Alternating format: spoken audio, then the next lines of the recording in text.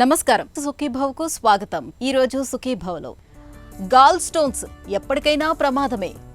పొట్టలో ఇది తగ్గితే పీసీఓఎస్ ముప్పు. మోకీలు మార్పిడి కొంతైనా మేలే. ఎముకలో ఇన్ఫెక్షన్ ఎందుకు ప్రమాదం? ఇంకా హెల్త్ టిప్. కడుపు నిండా తిండి, కంటి నిండా నిద్ర ఉంటే చాలు. అంతకు మించిన సుఖం మనిషికి మరొకటి లేదు. కానీ కడుపు నిండుగా తినటం కష్టమైతే అంతకు మించిన శాపం మరొకటి లేదు. గాల్ బ్లాడర్లో రాలు ఉన్నప్పుడు ఇలాంటి బాధే మనకు అనుభవంలోకి వస్తూ ఉంటుంది. తిన్న ప్రతిసారి పొట్టలో భరించలేనంతగా నొప్పి వస్తూ ఉంటుంది. ఆ నొప్పి భుజంలోకి, వీపులోకి పాకుతూ నరకాన్ని చూపిస్తూ ఉంటుంది. తిన్న తర్వాత పొట్టలో భరించలేనంత నొప్పికి, వేదనకు కారణమయ్యే గాల్ స్టోన్స్కు అసలు కారణాలేమిటో, వీటిని తొలగించుకునేందుకు ఎలాంటి చికిత్స అవసరమవుతుందో ఇప్పుడు తెలుసుకుందాం. గాల్ స్టోన్స్ గురించి తెలుసుకునే ముందు అసలు గాల్ బ్లాడర్ అంటే ఏంటో, దాని పనితీరు ఎలా ఉంటుందో మనం తెలుసుకుందాం. ఇక్కడ పొట్టలో కుడివైపున కాలేయం కింద బేరీ పండు ఆకారంలో కనిపిస్తున్నదే పిత్తాశయం. కాలేయం నుంచి వచ్చే పైత్యరసాన్ని ఈ పిత్తాశయం తనలో నిల్వ ఉంచుకుంటూ కొవ్వు పదార్థాల్ని జీర్ణం చేయడానికి వీలుగా అప్పుడప్పుడు పైత్యరసాన్ని విడుదల చేస్తుంటుంది. స్థూలంగా ఇది పిత్తాశయం కథ. అయితే మారిన మన ఆహారపు అలవాట్లు కావచ్చు, లేదా బరువు పెరగడం వల్ల కావచ్చు, మహిళల్లో హార్మోన్ల సమతూకం సరిగ్గా లేకపోవడం వల్ల కావచ్చు, ఇవాళ మనలో చాలా మందికి ఈ పిత్తాశయంలో రాళ్లనేవి పెద్ద సమస్యగా మారుతున్నాయి. ముఖ్యంగా నడి వయసు దాటిన మహిళల్లో ఈ సమస్య మరీ ఎక్కువగా ఉంటుంది. పిత్తాశయం కండరాలు సరిగ్గా వ్యాకోచించకపోవటం వల్ల పైత్యరసం ఎక్కువ కాలం నిల్వ ఉండిపోవడం, దానికి కొలెస్ట్రాల్ కణజాలం తోడవడం, ఆపై అవి ఘనీభవించి రాళ్లుగా ఏర్పడుతుంటాయి. కాలేయంలో రోజుకి ఒక 1/2 లీటర్ నుంచి లీటర్ వరకు పైత్యరసం అన్నది ఉత్పత్తి అవుతుంది. అయితే ఇందులో 90% కూడా డైరెక్ట్గా చిన్నపేగుల్లోకి వచ్చేస్తే 10% మాత్రం ఈ పిత్తాశయంలోకి వెళ్ళి అది కాన్సన్ట్రేట్ అయ్యి, అది మనం ఎప్పుడైతే ఆహారం తీసుకుంటామో ఆ ఆహారంలో ఎంత శాతం ఫ్యాట్ ఉందన్న దాన్ని బట్టి ఇది ఎంత కాంట్రాక్ట్ అవ్వాలి అన్నది మన శరీరం డిసైడ్ చేస్తుంది. మన బ్రెయిన్ చాలా ఇంటెలిజెంట్గా పనిచేస్తుంది. సో మీరు ప్రొద్దున్న నుంచి తినకుండా సడన్గా రాత్రి ఫ్యాటీ మీల్ తీసుకున్నారు, బిర్యానీ తీసుకున్నారు అంటే చాలా ఫోర్సిబుల్ కాంట్రాక్షన్ వచ్చే ఛాన్సెస్ ఉంటాయి. అయితే స్టోన్స్ ఉండి ఇట్లా ఫోర్సిబుల్ కాంట్రాక్షన్ వచ్చినప్పుడు ఈ స్టోన్ అన్నది ముందుకు తోసుకొచ్చేసి ఆ సిస్టిక్ డక్ట్ దగ్గర ఇరిటేట్ చేసే ఛాన్సెస్ ఉంటాయి. అప్పుడు వీళ్ళలో పిసికేసినట్టు నొప్పి రావడము, ఈ నొప్పి కుడి పక్కన డొక్కలో నొప్పి అని చెప్పుకోవడం చూస్తాం. ఇదే రేడియేట్ అవుతుంది వెనకాలకో, కుడి భుజానికో, లేకపోతే మధ్య భాగం ముందుకో ఇది పెయిన్ అన్నది రావడం చూస్తాం. తినంగానే నొప్పి వస్తుందండి అని చాలామంది చెప్తూ ఉంటారు. సో ఇది వస్తున్నప్పుడు మీరు ఒకసారి పిత్తాశయం ఎట్లా పనిచేస్తుంది, అసలు అది చేయాల్సిన విధంగా పనిచేస్తుందా లేదా అన్నది మనం చూసుకోవాలి. అండ్ ఇది ఎవరిలో ఎక్కువ వస్తుంది అంటే పిత్తాశయంలో రాళ్ళు అనేవి ఆడవాళ్ళలో ఎక్కువగా చూడడం జరుగుతుంది. ఎందుకు అంటే ఈస్ట్రోజన్ ఉండడం వల్ల పైత్యరసంలో కొలెస్ట్రాల్ శాతం అన్నది పెరిగిపోవడము, అదే కాకుండా ఈస్ట్రోజన్ కొంచెం మజిల్ కాంట్రాక్టిలిటీని తగ్గిస్తుంది. ఆ పైత్యరసం అన్నది ఎక్కువసేపు నిల్వ ఉండడం వల్ల, కొలెస్ట్రాల్ శాతం పెరగడం వల్ల, కొలెస్ట్రాల్కి బైల్ సాల్స్కి మధ్యలో రేషియో ఎప్పుడైతే ఆల్టర్ అవుతుందో కొలెస్ట్రాల్ స్టోన్స్ అన్నవి ఫామ్ అయిపోవడం చూస్తాం.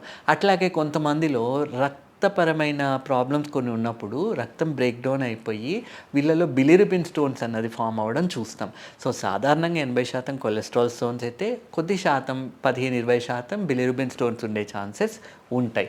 ఎర్లీ స్టేజ్లో ఈ స్టోన్స్ చాలా చిన్నగా స్లడ్జ్ స్టేజ్లో ఉన్నాయి అన్నప్పుడు మనము ఈ స్లడ్జ్ అన్నది మట్టిలాగా, మరి ఇప్పుడు వాన పడితే మట్టి ఎట్లయితే మట్టి ముద్దలు ఫామ్ అవుతుందో ఆ మట్టి ముద్దను మనం పట్టుకోవడానికి ట్రై చేస్తే 10 పీసులు అయిపోతుంది. అది అట్లా ఇనిషియల్ స్టేజ్లో ఉన్నప్పుడు మనం డిసల్యూషన్ థెరపీ అని ఇవ్వడం జరుగుతుంది.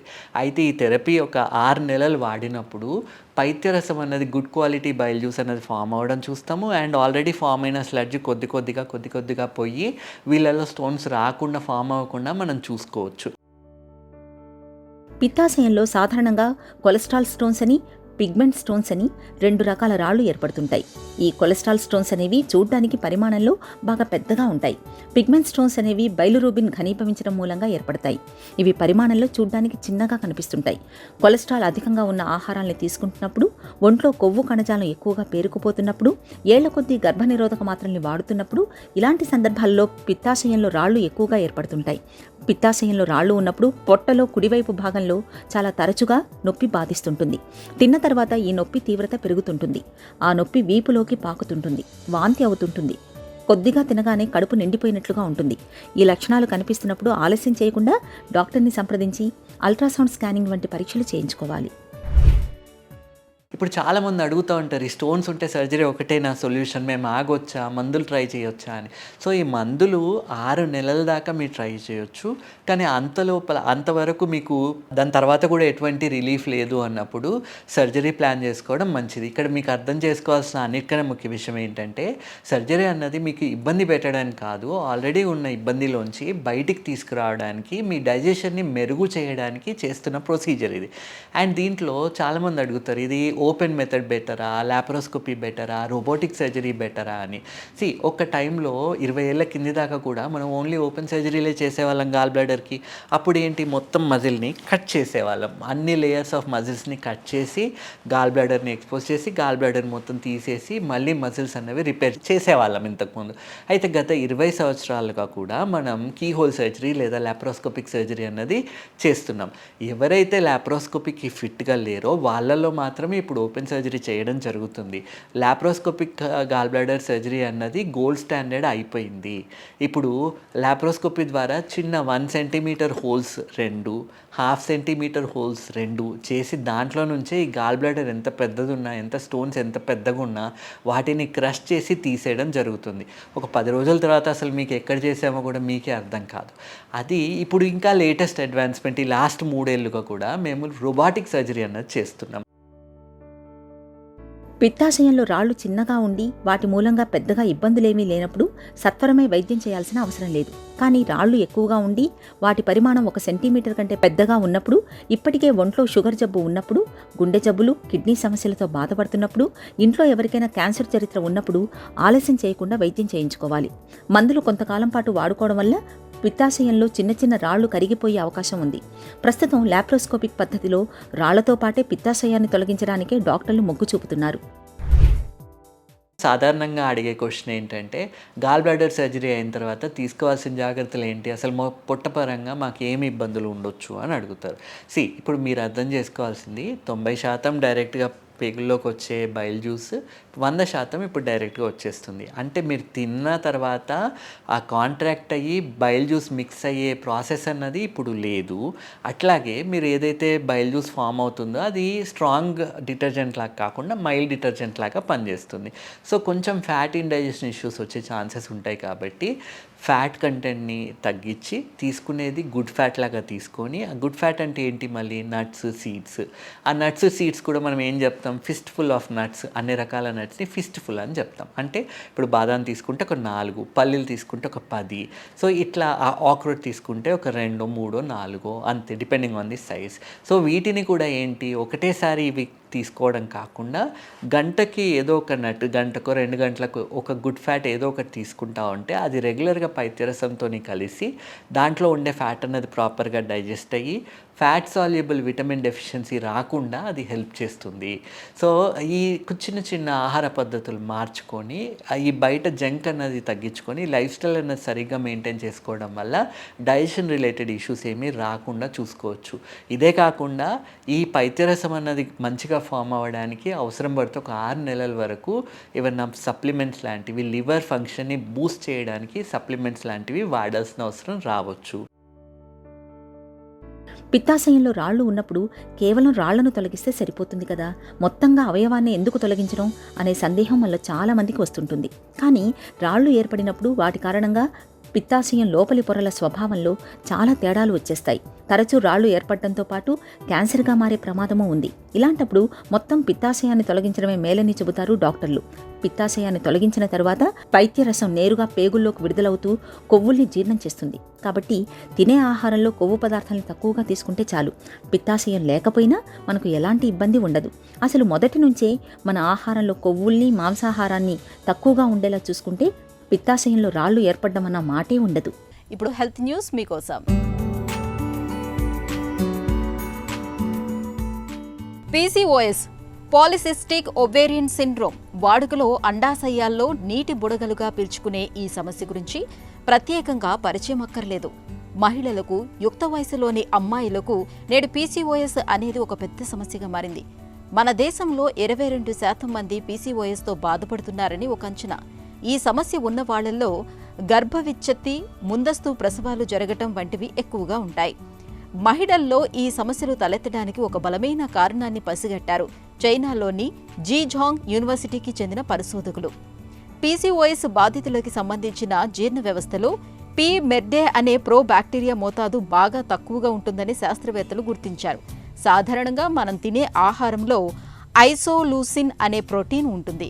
దాన్ని ఈ పి. మెర్డే బ్యాక్టీరియా చిన్న చిన్న ఫ్యాటీ యాసిడ్ అణువులుగా చేసి మనకు అందిస్తుంది. అవి గర్భసంచి ఆరోగ్యానికి ఎంతో మేలు చేస్తాయి. పి. మెర్డే బ్యాక్టీరియా మోతాదు తగినంత లేకపోతే ఐసోలూసిన్ విభజితం కాకుండా అలాగే ఉండిపోతుంది. అంతేకాదు అది గర్భసంచి ఆరోగ్యాన్ని కూడా దెబ్బతీస్తుంది. అందువల్లే పీసీఓఎస్ ఉన్న గర్భిణీల్లో ఎన్నో సమస్యలు వస్తున్నాయని చైనా శాస్త్రవేత్తలు కనిపెట్టారు. ఈ నేపథ్యంలో గర్భిణీలకు తరచుగా పి. మెర్డే ప్రో బ్యాక్టీరియాను అందిస్తూ ఉంటే వాళ్లను పీసీఓఎస్తో పాటు మరెన్నో సమస్యల నుంచి బయటపడేయొచ్చని పరిశోధకులు చెబుతున్నారు.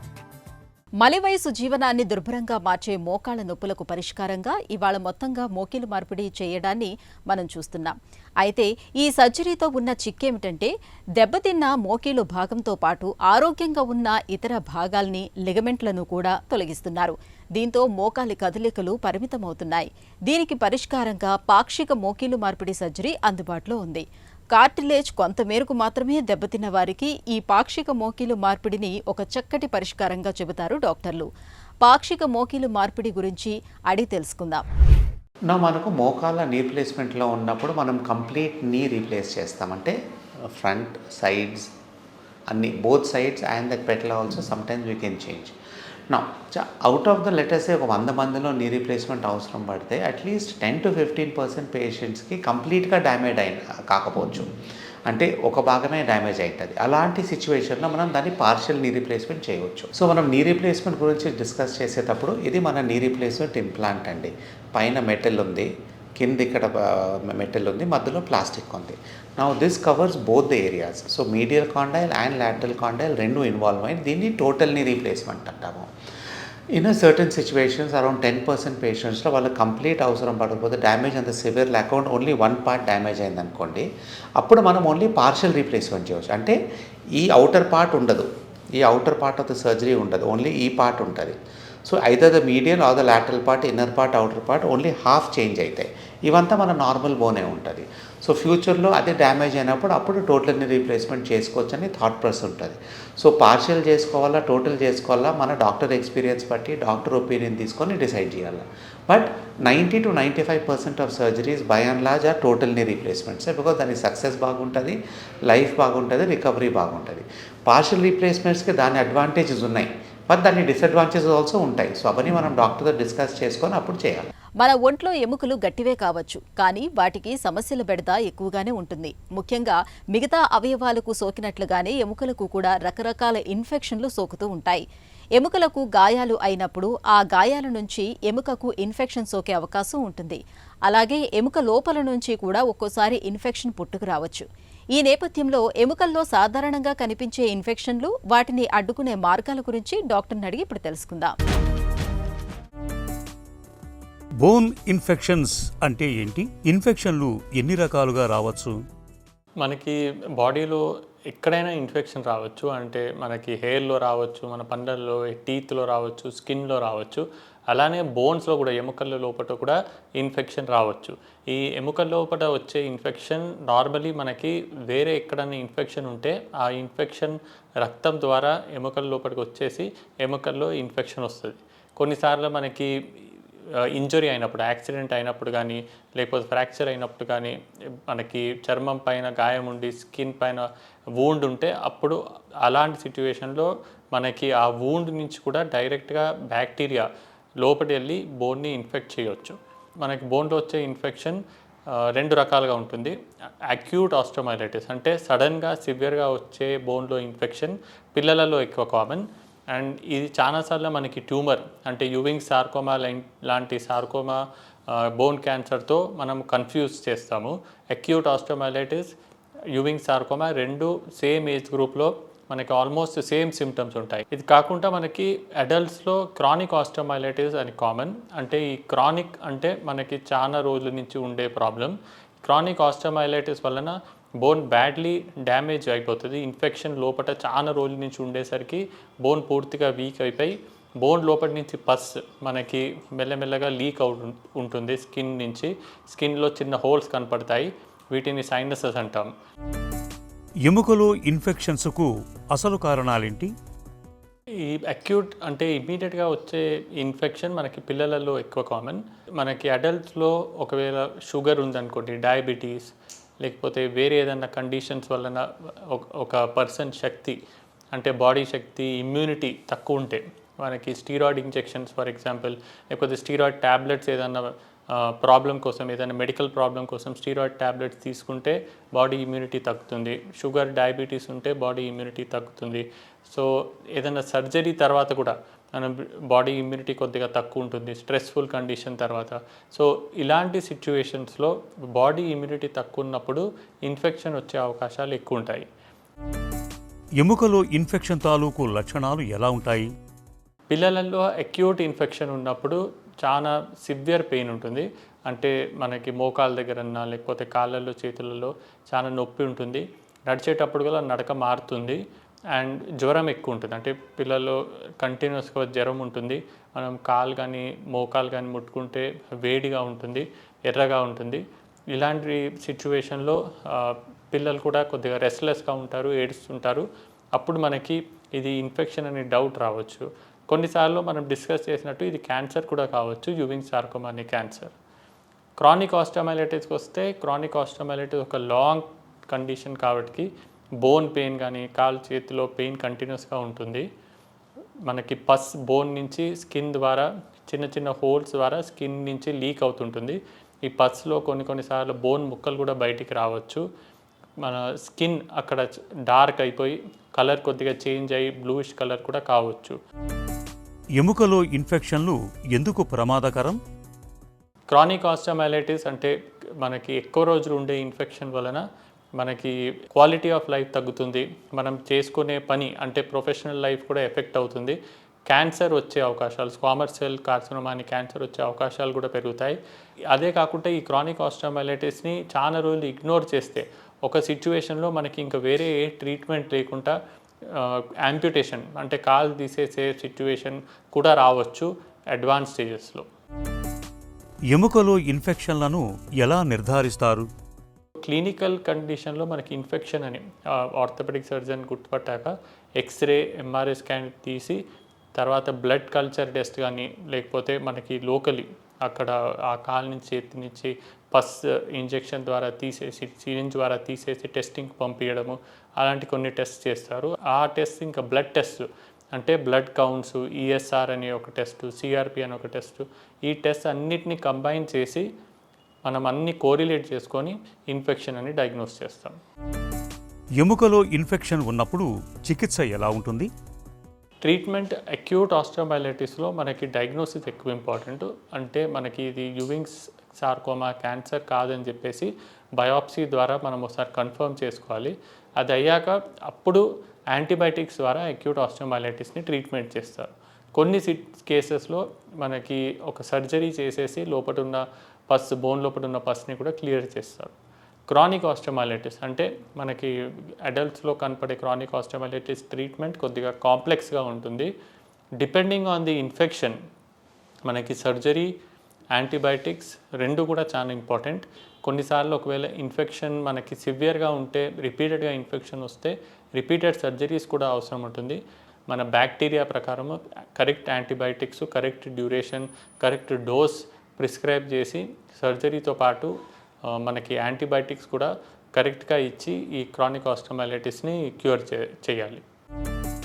చికిత్స తర్వాత ఎముకలో ఇన్ఫెక్షన్ పూర్తిగా తగ్గిపోతుందా?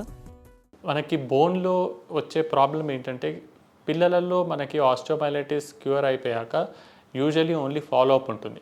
కానీ అడల్ట్స్లో క్రానిక్ ఆస్టియోమైలిటిస్ అనేది మళ్ళీ వచ్చే అవకాశాలు ఉంటాయి. కాబట్టి రెగ్యులర్గా ఫాలోఅప్లో ఉండాలి.